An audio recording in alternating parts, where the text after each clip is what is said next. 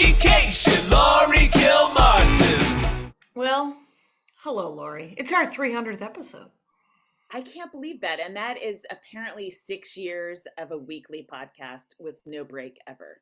Right. Wait, right. We took one break when my mom died, but we had an extra one in the can, right? Or we just we had 2 weeks. We're that good. 2 weeks. Yeah, that's how good we are. It was those 7 episodes that are on the Patreon that we just put out normal because we wanted to give you 2 weeks to try to get to see your mom before she passed away. Yeah. Thank you. Yes. Well, what the heck? Podcast fans were like, and then I remember when we did those, you were like, they're not good enough. And then you realized, yeah, they are. Everything's good enough. It's a podcast. Yeah. As long as I don't incriminate myself, you can go ahead and release it. Yeah. Well, I saw you this weekend. I have a definitely crazy story, but talk. You start, because we were at the improv on the same show. Oh my God, that you were there for the crazy shows that I've had. I've had a bunch of shows this week. Many of them were good. Yeah. 2 of them were super weird. And one of them, you were there, was Nutburger. Yeah. And so the night that, so at first I went and I did a little guestie over at Flappers before I went over to the improv. Okay. And the whole night was super weird. The whole night. I saw Jimmy Dore. He wouldn't make eye contact with me. Really? Yeah. We were eye contact with me. Right. I'm on eye contact terms. Are we fighting? We're not fighting. So I was just like, hey, Jimmy. And then he was kind of standoffish. And I was like, are we dogs just meeting again? What just happened? So what? Did you make up? Did you? No. I was sort of, I said, I'm trying to make this is what happens is if he's mad at me, I always forget when people are mad at me. So I try to make conversation. This happened many years ago with an old friend of mine who I didn't realize didn't like me anymore. Okay. And it happens. You move on from some people. It's very sad, but I always forget that we've moved on. And so I was like, hey, how's it going? And she ignored me. This is many years ago. Hey, how's it going? And finally I just said, hey, it's me, Jackie Cation. You might remember me from our past. Anyway, but this thing with Jimmy, I tried, and then I've grown. I've learned a little bit. So I just said, what do you have for dinner there? I could see that he was having some hummus with some pita and some crudité. Whatever. It's a great conversation starter as far as I'm concerned. What do you tried. It didn't. He was like, I'm having hummus. And then we left it at that. So yeah. Well, it's like at some point we've all been in comedy for about the same amount of time. And even if we're, everyone's going in their weird directions, everyone's trying to, we're not superstars.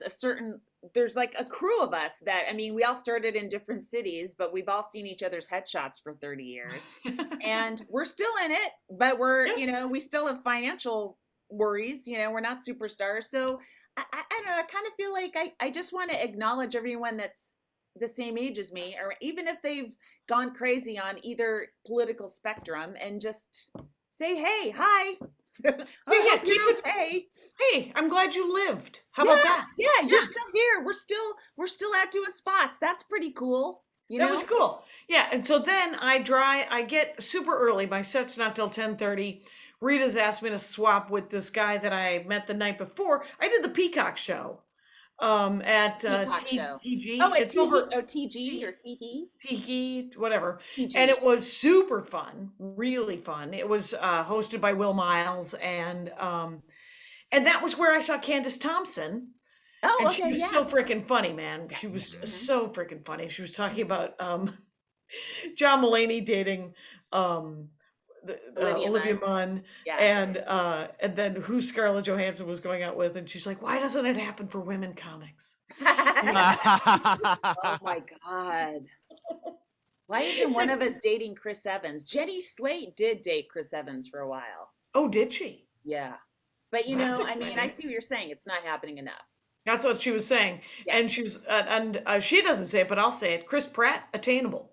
Anyway, he's not. He's married to Katherine Schwarzenegger, who's Arnold Schwarzenegger's daughter, and he's an anti-vaxxer. I consider him a mess. Yeah, not Well, only he was married unreasonable, for but like 20 years. unwatchable. What? When he was married for like 20 years, and then when he got Guardians, he decided that he was too cool for his old wife. Yeah, he lost weight and dumped his frumpy wife Anna Faris. Like, how do you what? You're lucky she looked at you. But whatever. I don't know why we're arguing about the because I mean, But it was just a great I bit. think Chris Evans is obviously demonstrably the superior. Oh yeah, Chris Evans. Oh, and Chris Helmsworth, who is married as well. But Right. those gentlemen are very, very handsome. Right. But so then I go to the improv. I get to see Kira Sultanovich on riffing and doing this amazing crowd work that was smart and not too mean and super funny. And then so we go into the main area and sit down at a table. Yeah. And then all of a sudden, this guy and his wife and this other couple join us, and we're talking, and it's Mark Lano. Yeah. Who I did right. So we're talking, and I realize about 5 minutes in that it's Mark Lano. Yeah, me too. It took me a while. Yeah, and so I say, hey, we met like 20 odd years ago. And he goes, did you expect me to remember that? And I said, no, I just remembered that who you were. So we're both doing it. Mm-hmm. And then he's got awesome stories about the old days. It was awesome, right? And then he says, you're going up first, second show. And I was like, yeah, I swapped with this guy because he was going to be late. He showed up on time, by the way. So you didn't have to go first. Well, I did go first because Fraser Smith was already on stage, right. He didn't know that he had shown up. I forget how to pronounce his name. It's like Islo or something. Oh, Ismo. Ismo? He's very nice. He's really funny. He's from Finland. And I could tell he was Nordic.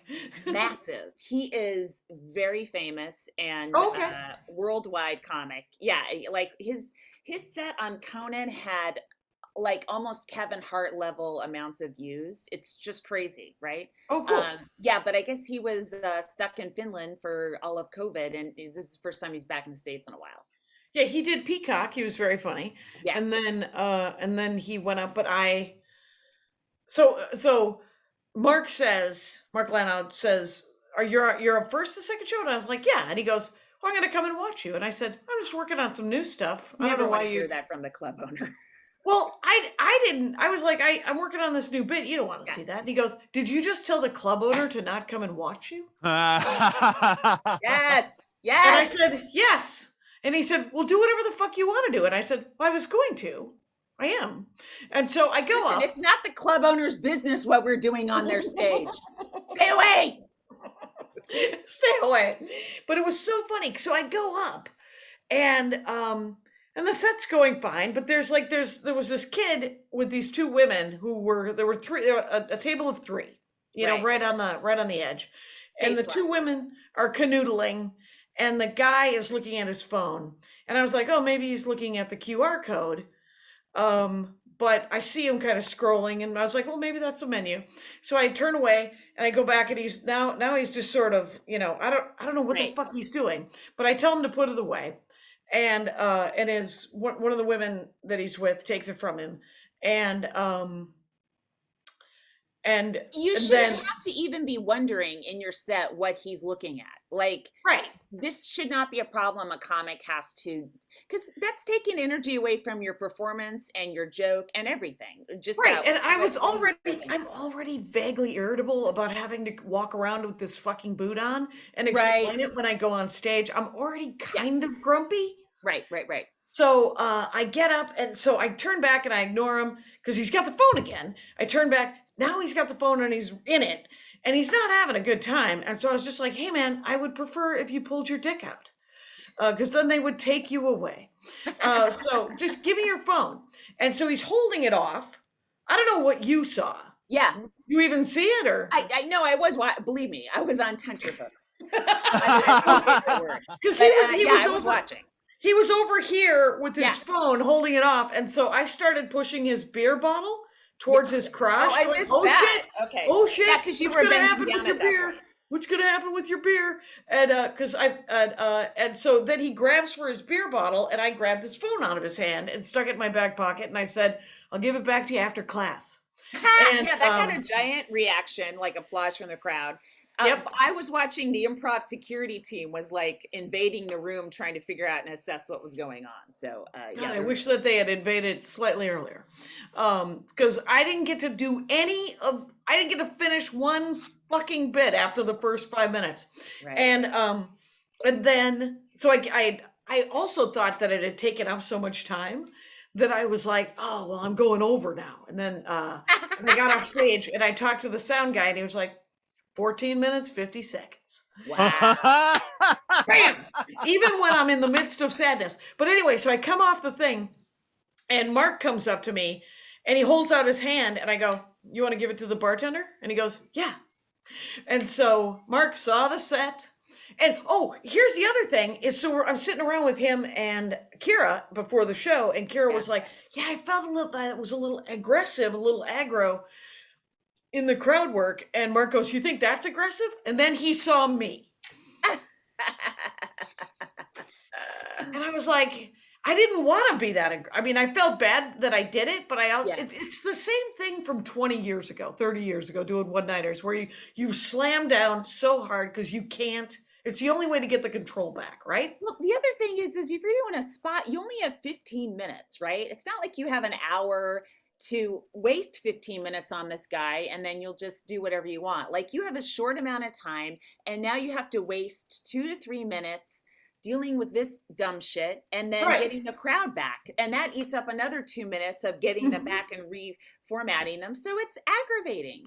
It was aggravating, and the thing is so I did feel a little bad. So last night I did the Laugh Factory in Long Beach, which I knew would be weird because they're not on the late show? Saturday what? late or Saturday early? Oh, 10:30. So both shows, everyone's been drinking since 8, right? Sure. And so I go up, and it's and everybody was funny on this show. And everyone did their job. The audience loved them, but they really liked the excited MC guy who was a great MC. But he was Mexican, and he talked about Mexicans. It was a lot of jumping around, a lot of yelling about screw these, and he was kind of like fuck this, fuck that. And then real low key guy went up. And he was great. I was like, oh, why am I not after this guy? Why am I not after this guy? But nope, it was high energy Italian guy right after him, all over the place. And then me, again, low key. So the audience was sort of like up at, it was just sort of like the poor bastards. But I had another super drunk guy in the audience in the second row. And I literally, I just waded in with my heart open. I was just like, because this was a 20-minute set. I had a couple more minutes. It was still a mess, it wasn't what I wanted it to be entirely. But I did in the one last night, I just sat in the discomfort of performing when an audience member is hammered and decided to break out into discussion groups.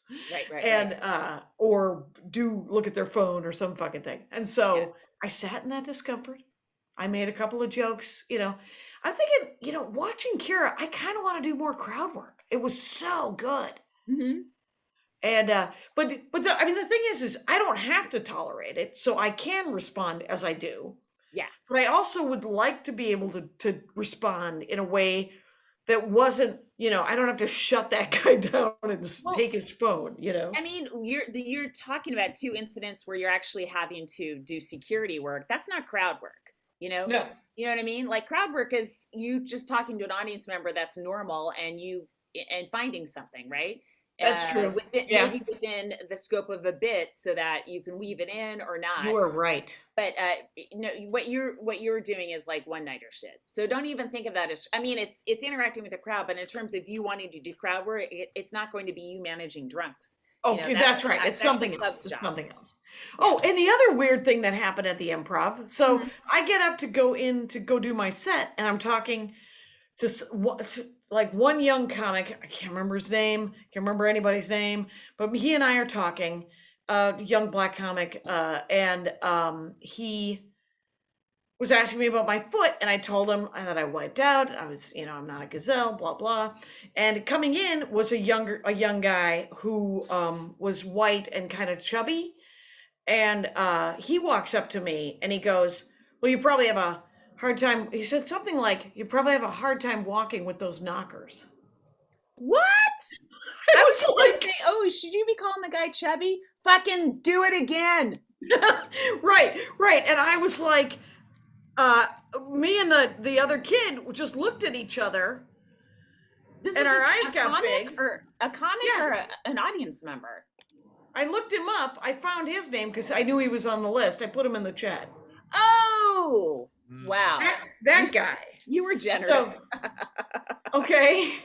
And well, but my eyes just got a little big, and I was like, because when someone says something fucking weird like that, you're just like, I'm not gonna, because I told Andy that, and Andy said, "Did you say to him, 'Do I know you well enough to say that?'" And I said, I "I was don't know just you gonna well say, enough." like, how well do you know him?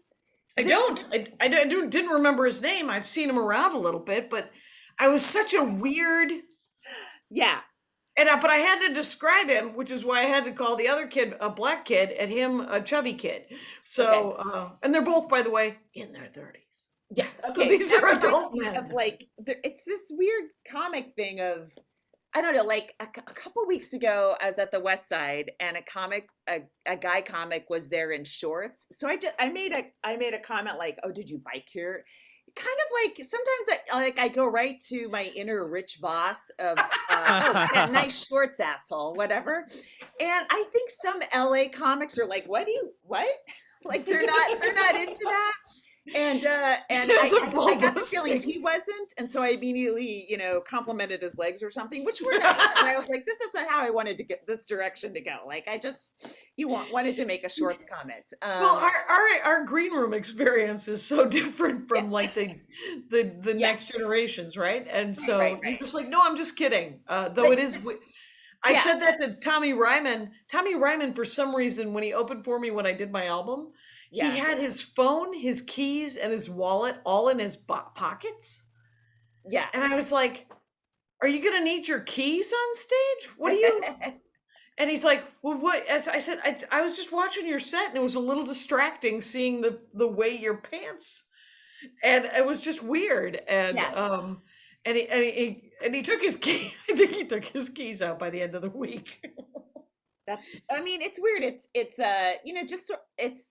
I think a certain generation of comics, it's ball busting is how you speak to each other. And I And think nobody wore shorts. Nobody fucking wore shorts back in the 12th century, right? When we did but stand up. but I also think like younger comics, not only are they're more, they have a fluency with their emotions on stage, like they've been through therapy and they understand themselves a little bit more. So what they talk about is a little bit different from us older comics, but also that's how they interact a little differently, a little more earnestly, I've noticed, Yes, than they're we much do. more And polite to sometimes I each other. feel like so when I slip back into that, it could be startling.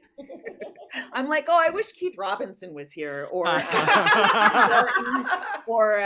Rich Voss. They would fucking attack me back, and I'd feel loved. The old tough crowd days. Yeah, but I mean, Back. it's also maybe, I don't know, whatever. It's just maybe within their generation they do that too. It's like like you feel comfortable like ball busting your own age comic, but like you and I are now seen as like, I don't know what we're seen as. Like I really don't know, and you don't know Yeah. either, because There's we're just like we're new comics writing material. You know what I mean? I will say this is that I was telling my brother. So one of my brothers called me this week to tell me about some, you know, he had some intern who was the only intern who was a woman on Okay. his team, right? And she quit.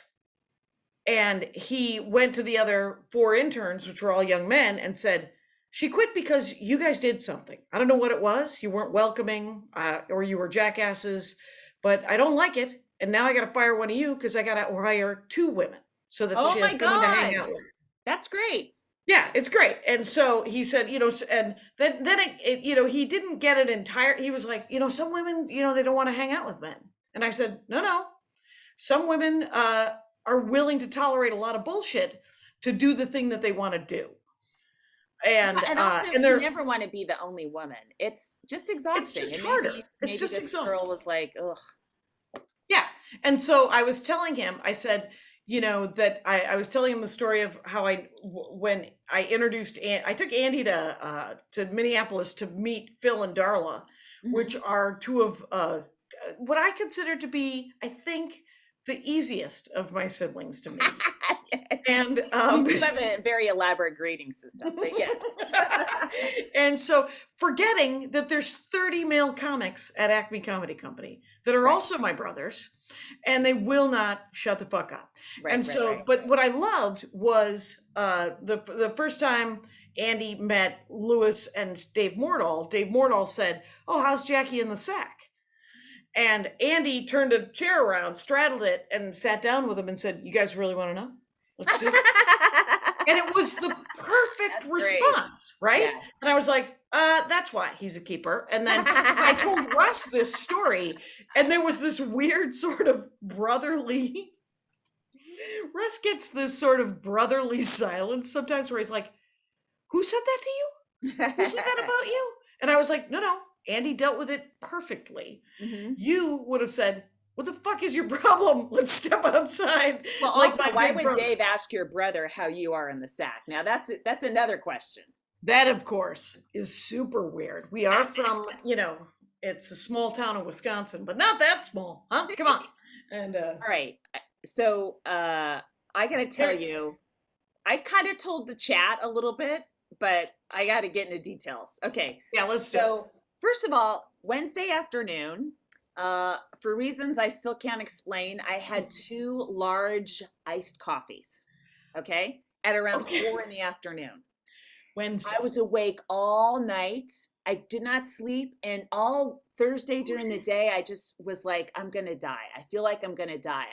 I was so tired, but felt like I had coffee in my veins, and it was just gross. I couldn't eat. I can always eat, right? And I was laying down, but I wasn't able to sleep, and I had a set that night, and I'm like, oh God, but I didn't want to cancel it, of course.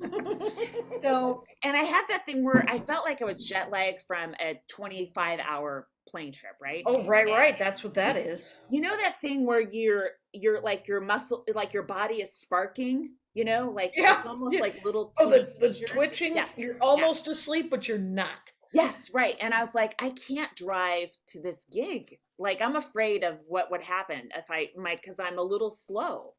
And so I took a Lyft. So is it going to be a $50 gig already, right? But I was like, I'm not going to cancel. If I can get there, I'll be okay for 15 minutes on stage, and I'll come back home, and then I'm free to take sleeping pills and just sleep and recover. Okay. So I get to the gig, and it's outdoors, and it's at Tom Birkin's, I think, on Fairfax. It's a little south of Cantors, right? Okay. And it's fun. It's fun. It's fun for an outdoor gig. The laughs are going straight up, right? But so I get up on stage. I'm having a good set, and this woman's up front, and she's like laughing at everything and going, "I love her." She's like that lady where it's like, I know that lady. Thank you. It is a little distracting, but thank you. I can't get too mad at you because you are obviously very discerning in your comedy tastes, and you've chosen to quote Jackie Cation wisely. So then I start doing this bit about how my grandmother didn't leave me anything, and she chimes in and like, yeah, me too, and so I sort of, I'm like, yeah. And she said, oh, I just got a bunch of old purses, and the rest of the family got her Bentleys. And I'm like, whoa, slow down. What? Your grandma had multiple Bentleys, right? So we kind of get into this, and it seemed true because it just came out of her mouth so easily. I finished my set. It's a good set. I go sit down, and she rushes over to me and sits next to me. And she's like, oh my God, I love you. Do you mark it? And she started talking really quickly, and I am almost dead, right? I'm dying. Right. So I can barely listen. I just want my Lyft to hurry up and come get me and take me home so I can sleep. And she's like, can I give you my contact info? And I'm like, yeah. And she grabs my phone and starts typing everything in, In your phone. Yes. But here's the thing. I couldn't stop her because I was tired, but also she had those long pointy fingernails. Did you know the nails that come to a point? It's not yeah. And she was moving her hands so quickly and efficiently with those fingernails. I was like, what is this? Like, it was dawning on me, like, this like a fairy. Like a right, different she's a type magical of person. beast. And it comes out in the conversation. I'm not going to say who it is, but maybe I'll say in the Patreon. She's an heiress. Like, she brings it up. I don't bring it up. I wasn't even thinking about the Bentley shit till she said it again. And she's an heiress to a company that's kind of silly but popular. That's what she said. I'm like, okay. Oh, okay. I guess, of course you must have a ton of money, because she kind of was talking about stuff like that, So she enters all her information, her phone number. She gets onto my Instagram and makes, I'm there. Kyle, I will type it in. And so, yes. So I'm like, this isn't real. She's insane, right? And so then I look at, she's messaged me from her Instagram. She has over almost 2.5 million followers on Instagram, right? Wow. And then I gave her name to our chat, and Danielle verified. Danielle's like a detective, and she did a bunch of research and verified that was actually that heiress. And I'm like, what is happening? This is so weird. And I have her phone number. I saved her as heiress in my phone. Right. What? And you're barely awake. You're not even barely conscious. Yeah. But she's just like one of those people you read about and think you will never have an interaction with, right? And now I have her. Right. It's so strange. But when my album comes out, I think I'm gonna hit her up and see if she could just post it. Repost. Could happen. Could happen. Yeah. But she is my dear friend now. And I know we've had 6 years of a podcast, but you know what? I might have to rank her higher than you, Jackie. I apologize. Right. Well, she got a bunch of free purses. They might be those fancy purses that filled with cash. Right, filled with cash, or that cost like 50. I did a Dork Forest once with Retta. You remember Retta, the actress who does stand up, used to do stand up, and her dorkdom. She doesn't do stand up anymore? I don't know. She does stand up. She used to do stand up. That's what I know. Okay. And but her dorkdom was purses, and I asked her what was the most she ever spent on a purse, and she was on a sitcom at this time. Right. So she had disposable income, and she said $17,000. And I said, were there like $1,600, $500 in the purse? Like, did you buy a bag of money? And it was used. Oh my God. It was like an eBay kind of thing. But I think it was an Hermes or something. Hermes or Hermes. It's spelled like Hermes. Hermes, the god, right? Was it the Roman god? The Roman god of flowers, yes. So the FTDI. So that was Wednesday or Thursday night, right? Yep. All right.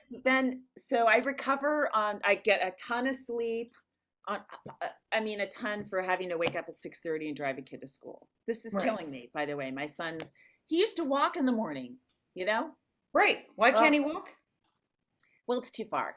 The new school's further. Yeah, high school's a little further away. Okay.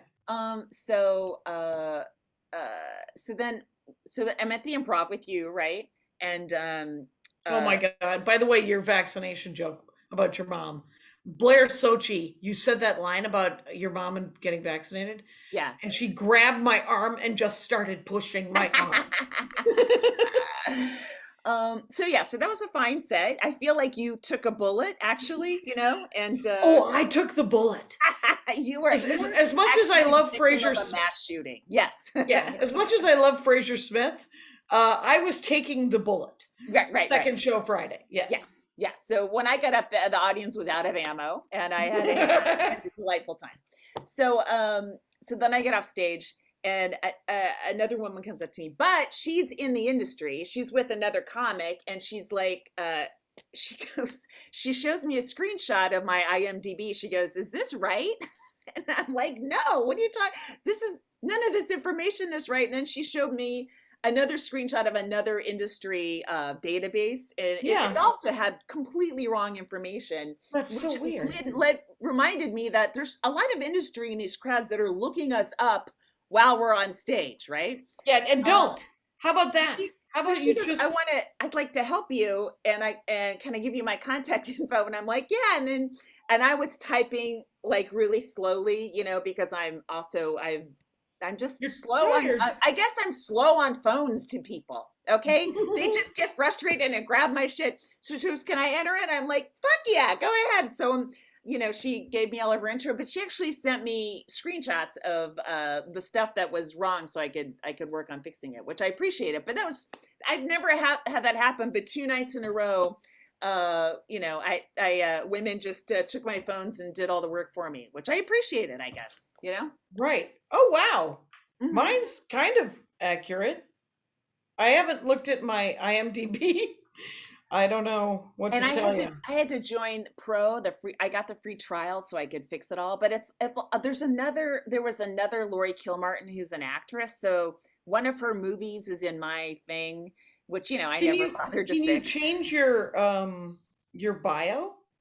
I don't know. I don't know what you can do. It's not like Wikipedia. I think you have to get permission, but they don't even have Last Comic Standing listed. They have different seasons listed, but they don't have my season up there or anything. So at first I have to get them to add that season, which is season 7 for 2010, to put it in there. Again, I mean, if people are looking you up while you're on stage, I guess they should be seeing stuff that you've done. Although to me, it turns out I'm an actress and a writer known for Murphy Brown, 1988.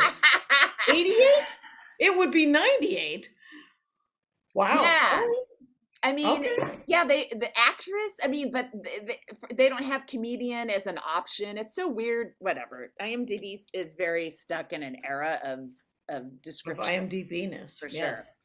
But so those are my 2 kind of wild shows this week, and then I have one tonight, and I had the rest of the week off. I just was like hanging out with my son.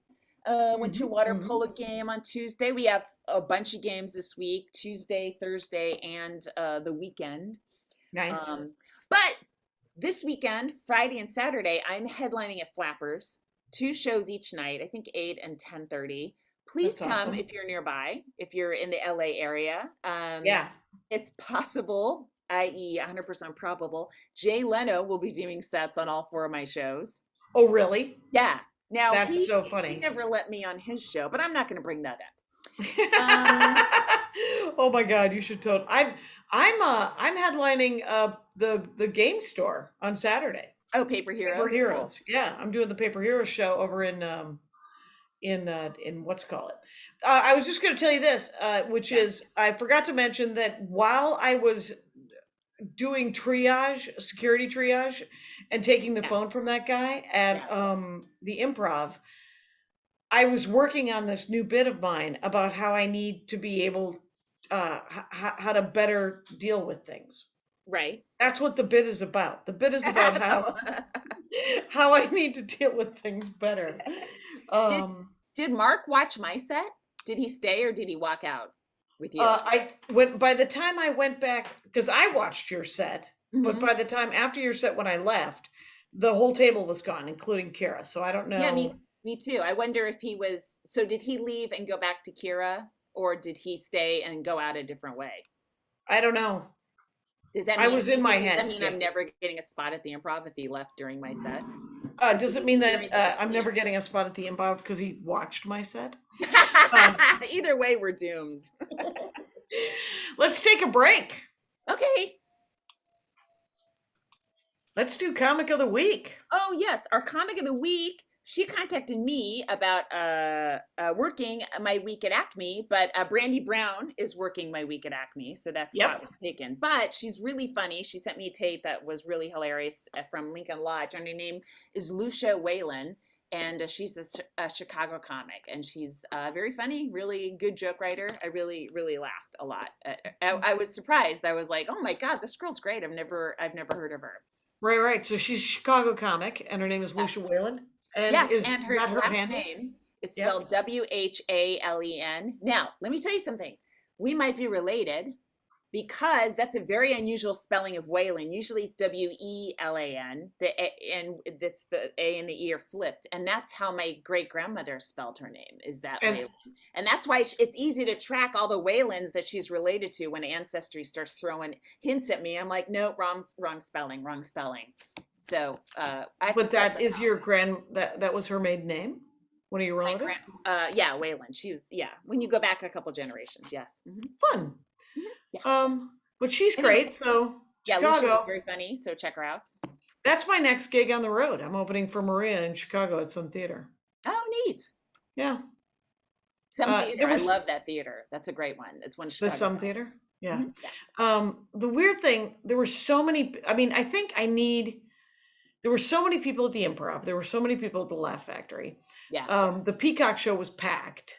Yeah. And I think I just need to be conscious that we're all out in the world for the first time again, and we're relearning our social skills, you know. Right. And because I have sets this week, you know, I'm doing El Cid with Vance Sanders. I'm Tuesday. Doing that with you too. Oh, fun! Yeah.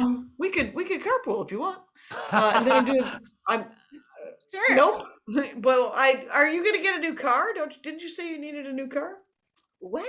No. Oh, my car situation. So, both of my cars were, I have like my mom's 2009 Corolla and my 2006 Accord, right? Yep. And they both need constant maintenance. So I was like, maybe I should dump these and get a new used car. But used cars are they're like $20,000. Yeah. It's ridiculous. Like right now is a terrible time to buy a car, new or used, right? So I'm like, I'm just gonna fix these things. And my Honda Accord needs, I don't know, some sort of valve gasket thing. I have to bring it in on Monday. But I'm just saying, I spent a lot of the week doing car maintenance and taking them to various mechanics. I've just assigned different mechanics to each car because the one mechanic is so tired of the Accord, I can't bear to bring in the Corolla to him. If you took both of them to CarMax, you might be able to get one car. No, I don't think so. I don't think the used cars, and I'm talking 10-year-old cars are like $19,000 at CarMax, and these two aren't worth $19,000 for sure. You'll get $2,000 each. I'd rather be fixing an older car than being out $10,000 for a newer older car. At the moment, right? I mean, eventually it'll even out, and you'll be like, I have to get a new car, but not just yet. Right. Correct. Yeah. It's not the time. Not the time. Not the time to be spending wildly. Right. And a week from Monday, we're doing Flappers, by the way. We're doing we're going to do a live Jackie and Laurie curated Comic of the Week show with Maggie May, Carmen Morales, Sheila Ratner, and Alice Hamilton. That's right. Yeah, so that's our first live one in, I don't know, a year and a half or something. Years, yeah, come on down. It's Monday night. Everyone's vaxxed. The whole club is vaxxed. It's a very safe environment. And so just bring your vax card. You know, I'm assuming if you listen to us, you're vaxxed. And come on down. It'll be fun. But before it's good to know that Jimmy Dore's vaxxed. Of course he is, yeah. Because you have to be to work Flappers. Yeah, he I apparently said that he had a bad reaction to the vaccine, but you know, he's alive, so whatever. He's alive, and he has a he has chronic. He does, you know, I do feel like if you have chronic pain that, and I don't, you know, and my mom did, it does send you down a path that I can't comprehend because I'm not in pain all the time. Like I can't discount how much that must affect your feelings towards certain things. Yeah, my mother-in-law got the booster shot, and she has arthritis pretty bad, and she's in chronic pain. But she got the booster shot, and it was good. She said it barely registered as far as knocking her on her ass. So that's good news. Yeah, I had Moderna, so they haven't approved a Moderna booster yet. Okay. But But I don't know. I read something, but I just read the headline. I didn't read the articles. I was satisfied with the headline where it said Pfizer's the hammer, but Moderna's the sledgehammer. I was like, yeah, sledged it up.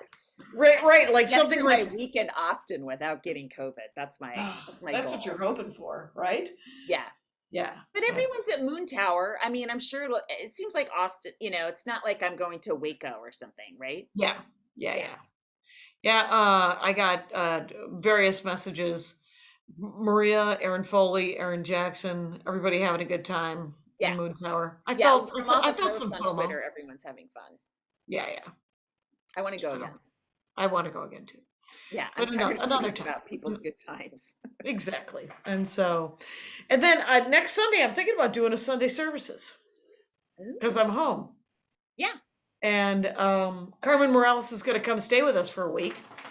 Oh, where's she going to stay? In our guest room. Oh, okay. Yeah. And Is so she she coming will. in from Florida? She just did Madison. She did Comedy on State. Mm-hmm. And then the week before that, I think she had like two she did Creek in the Cave, I think. Oh. She had back-to-back kind of powerhouse fun weeks. Cool. So Comedy on State's never worked me. It's my home state and I need to get back in there, but they're supposedly backed up. So Oh, I'm sure. They always have a good excuse. There's no link yet for our January date at the Bell House, but there will be. Okay. Yeah. I got a message from somebody at the Comedy Store who wanted my phone number. They wanted to keep it because I'm one of their development comics. No, you know what? Yes.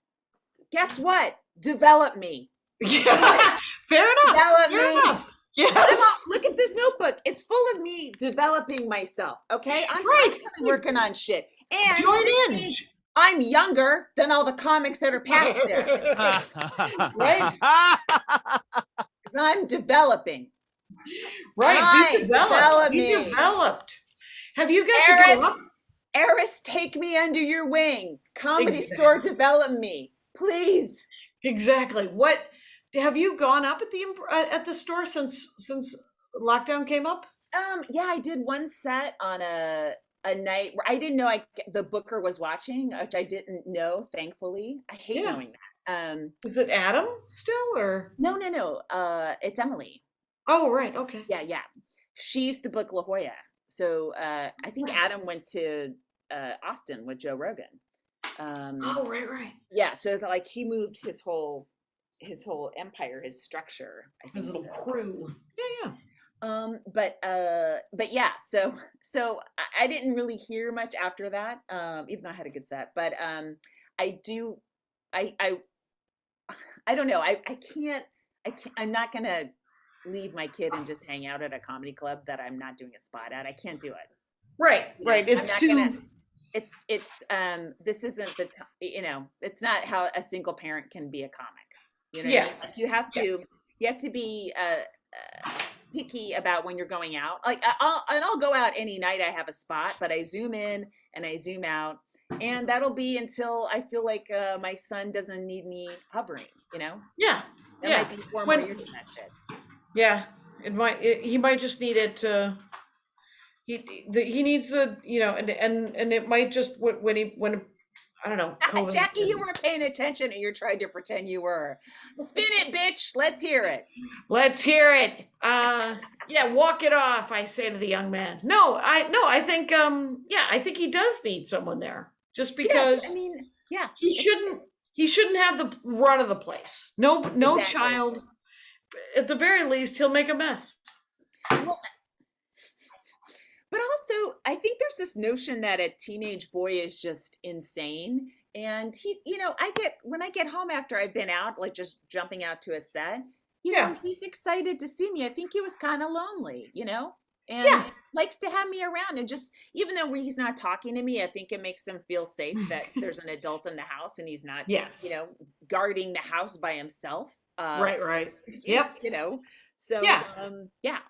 I mean, I'm glad he's got the dog, but it's nice to have another human to hang out with. Yes. It's weird because his dad, and I think a lot of Gen X were like on their own very early and young. And I'm Yeah. not sure that that was a great thing either, but this generation has been watched from the moment they were born, right? Mm-hmm. Whether someone's home or you're on camera all the time, but it's a lot of helicopter parenting. Right, a And lot of childcare and a lot of yeah, preschool, and and then the yeah. last year and a half home 24/7 almost. Mm-hmm. So it's not like I'm just gonna fling open the barn doors and get out every night. And he but Have here's you the ever thought about dropping him in the middle of the desert with a Bowie knife and no, then Jackie, I no? haven't. I know that's how you were raised, but no. Elliot Cation, our father, who art in South Milwaukee, Yes. said, uh, I like to think, one time he said, it had to be 40 years ago, he goes, I like to think that I could drop any of you kids in the desert with a knife and you'd make it. And I believe it was Darla who said, why would you do that?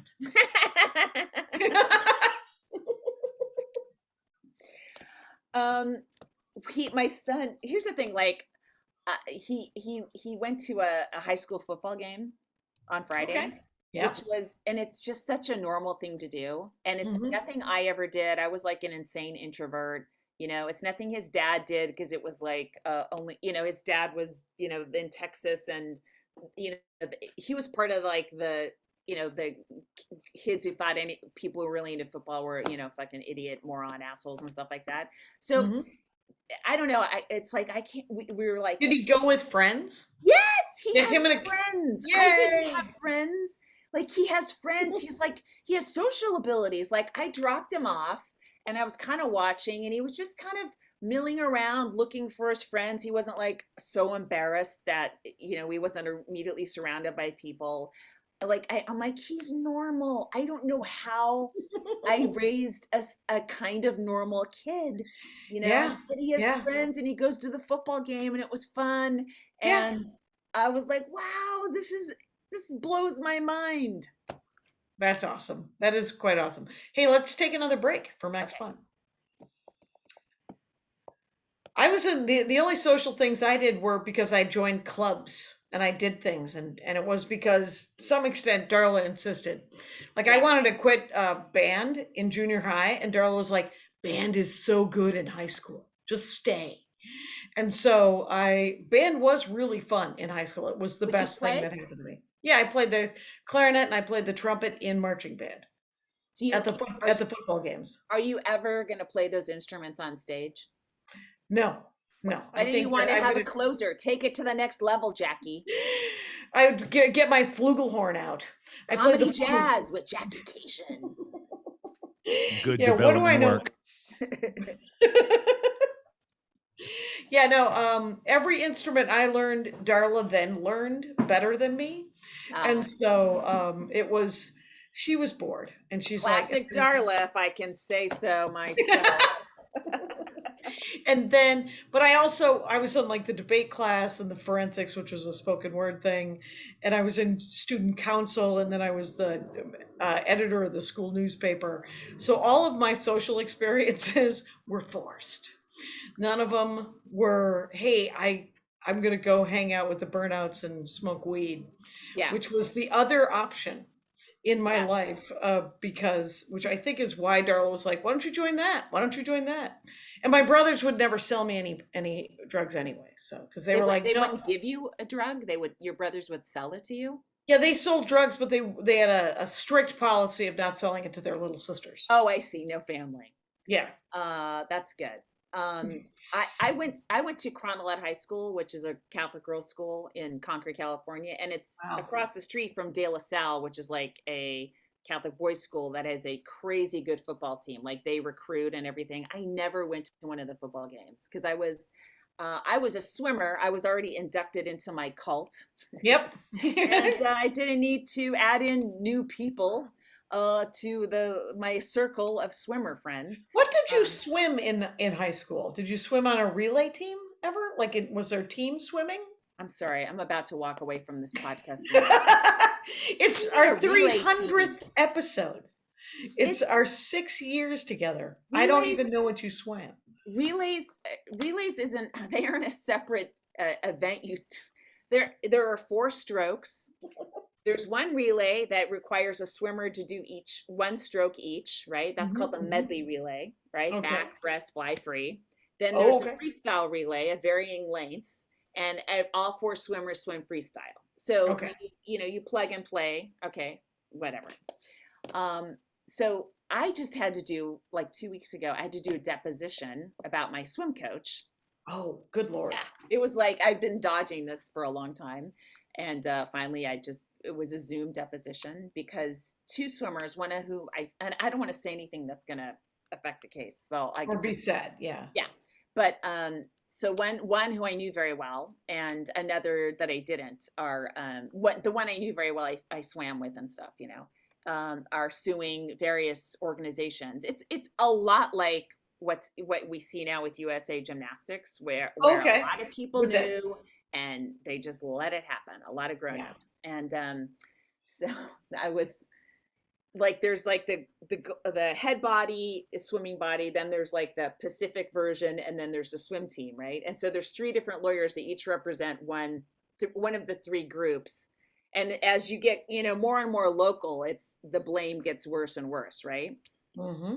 So they were at the end, they were sort of identifying themselves, like at the end of the recording, and the guy who's representing my swim team, and I'm like, good luck, buddy. Yeah. After what I just told all of you guys, good luck. Good luck not owing I don't know, $1 million to everybody. Yeah. Yeah, and it's still not enough. So I can't believe just don't. Well, but it's weird. It's like this kind of thing that happens to teenagers will affect their entire lives, and they rarely get a resolution. And these 2 women now have first overcome the shame of it happening to them, and then overcome not being believed. And now it's like been like, I don't know, 35 years, and they're still trying to get some sort of justice and some sort of acknowledgement from the adults who knew, like, oh, this happened and it shouldn't have happened and it won't happen again. Here's the things you know what I mean? Like, I don't know. It's pretty amazing. Yeah. So I posted, there was some political cartoon, and all it said was, it had an old lady standing with a spray can, and it said protect our daughters, and she had crossed it out and had spray painted educate our sons. And 2 different banana heads on my Facebook page were like, do both, all lives matter, and I was just like, all girls and women live defensively, all of them. Believe me, no one's gonna stop telling women that they're rapeable. You don't have to worry about that. Yeah, you don't have to worry about how we're all living defensively. It's all working. Oh my God. Facebook just sounds like a cancer. I don't think I want back in. You don't want back in. I wish I could get off. I do have GrandPad. One of my cousins gave my aunt, his mother, it's an idiot iPad called GrandPad. Okay. And all it is just a Facebook-like situation, but you have to have their phone number, and then my aunt can just call me from it and FaceTime me. Oh, that's cool. And she can and then she can look at all the pictures, and she can leave voice messages going, oh, look at Pamela's baby. And I'm gonna get that and get my heiress friend to set it up for me. Her amazing. She'll know how to do it. She'll know how to do it, Laurie. I'd only seen these fingernails recently. It's like seems like a new trend, but I'm not obviously up on fingernails. Emma Corrin, who played Diana in The Crown, wore them to the Emmys, and hers were black, and she was wearing some sort of suit with a hood, so she looked literally like a cat, because they make your fingers look like claws, like cat claws. All right. Yeah. I couldn't live a minute like that. Like, no. I would be disabled if I had that stuff coming off my fingers. Right. How do you get your contacts in and out of your eyes? Well, you got to use the pad of your finger. I can't And do then it. put a gash right here. That's a in your lifestyle forehead. using the pad of your finger instead of the tip like you're supposed to. I don't know, like it looks cool, but is it worth all the changes you have to do in how you type and how you masturbate and how you do anything? Well, that was you buried the lead there. That's what she said. Anyway, where are we at here, Kyle? 55. We should close on a dick joke. That would have been perfect. Yeah. Yeah, your new closer is hilarious. Should I close on that? Maybe I'll close on that. I don't know how you follow it. I did my dead mom jokes and I'm like, I don't want to end on this one because the crowd was restless. I don't want spoiler alert, so I'm gonna type it, but then that one. Maybe that's a closer. Sure. That's how do you follow it? Yeah, that's true. That's true. Maybe I'll use that to close with in F Flappers because it's part of my newer stuff. I've just been throwing it up whenever I remember. But okay. Yeah, I got to work on, I'm doing these 15, 20-minute sets. I got to work on the right set list for that. Right. Like I went on stage with a set list in my head, but not a written set list. Yeah. Which I think will also cause discombobulation in my brain. If I write the set list, I'll know exactly what I'm doing, right? Yeah, for sure. If I just have a set list in my head, shut up. Fucking write it down, Keisha. Anyway. Oh, you haven't been doing that the last 35 years? Right. The last 35 years I have been doing it. And when I do it, it turns out it all works out better. Oh, it's one of those things like listening to your set. Like if you did it every single time, you'd be much further ahead. Yeah. But you won't. Yeah, I get it. I understand. Yeah. So when I do, it's great. When I don't, it's noticeable in my head. Yeah. Right. Yeah. That's the entire. Why can't we all be like Jerry Seinfeld and just doing the right things all the time for your career machine? Meditate twice a day, then look at the things you need to do and effectively execute them so that you can move forward in the business. No offense, but of all the people that I want to be like, if I wasn't perfectly happy being myself, it would not be Jerry Seinfeld. But I'm glad that he's getting his shit together. It's about time. It's about time. I hope he bought land. I believe he did. I think so. Yeah.